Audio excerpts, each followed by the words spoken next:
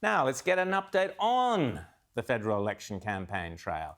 Our Sky News reporters are on the ground with the Prime Minister and with the opposition leader. Jonathan Lee is with Anthony Albanese in Sydney. Jonathan, great to see you. How are you? Well, Rowan, it's been a true meeting of the political fates today. Anthony Albanese covering the country. It started at St Charbel's in Punchbowl, the gathering of some 5,000 people, a Maronite Christian school, and certainly was well attended by political leaders, not just Anthony Albanese, but also the Prime Minister's family. Jenny and his two children were there representing the PM, and also former Prime Minister Tony Abbott was in attendance. It tells you all about the importance of migrant communities, especially in Western Sydney. Now, Mr Albanese spoke to the media briefly after, but I'll come back to that. We've also made a whistle-stop tour up here to Bundaberg in North Queensland. He presented a hamper at an aged care home focusing on his aged care package, $2.5 billion. It's been a whistle-stop tour, in and out in a couple of hours. Interesting to note that there's two seats up here, Flynn and Herbert. Flynn on 8.5% and Herbert on 14.5%. He targeted Herbert today, which is a ministerial seat held by Keith Pitt. By targeting that, it certainly holds him in his own electorate. It makes it harder for him to campaign. The big question, though, for Anthony Albanese today was around the costings of his signature health policy, $135 million.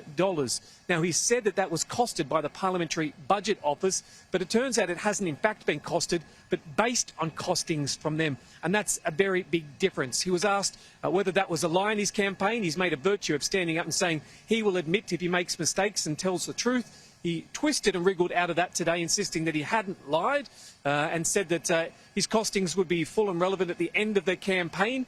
But there will certainly be further questions as we go forward. Rowan, we're about to board the plane, quite literally. Everyone is waiting for us, and we'll have more when we land.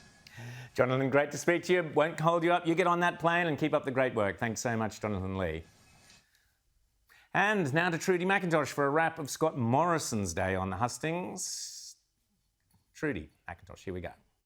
The Prime Minister ends Good Friday attending a Passover service alongside his Treasurer Josh Frydenberg and the member for Kooyong here in Melbourne. He started Good Friday, though, at a Baptist service in Glen Waverley in the ultra-marginal seat of Chisholm alongside his MP Gladys Liu. Scott Morrison reflecting on the message of Easter, one that he says is about hope.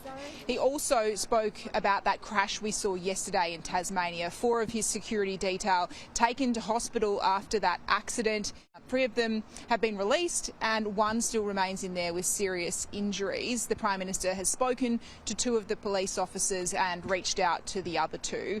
Scott Morrison then went on to the Good Friday appeal here in Melbourne. He committed $2 million on behalf of the Morrison government, matching the commitment that came today from the Victorian state government as well. The Prime Minister meeting with some of the children. This Good Friday appeal raises money for the Royal Children's Hospital, and then he finished the night here attending this Passover service in the seat of Kooyong.